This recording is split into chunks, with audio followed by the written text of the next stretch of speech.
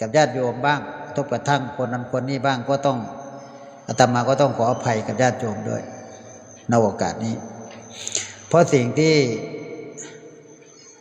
เราทำอยู่ก็คือเราเห็นกันในปัจจุบันเราต้องอยู่กับปัจจุบัน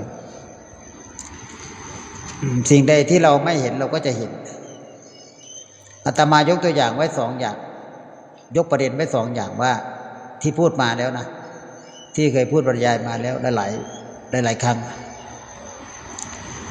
ว่าต้นไม้เนี่ยบางทีต้นบางทีอาจจะตรงมาแต่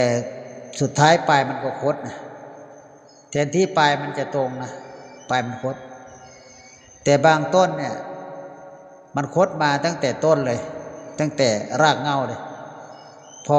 มาตอนปลายมันก็ตรงเนี่ยเห็นชีวิตคนเราเปรียบเสมือนต้นไม้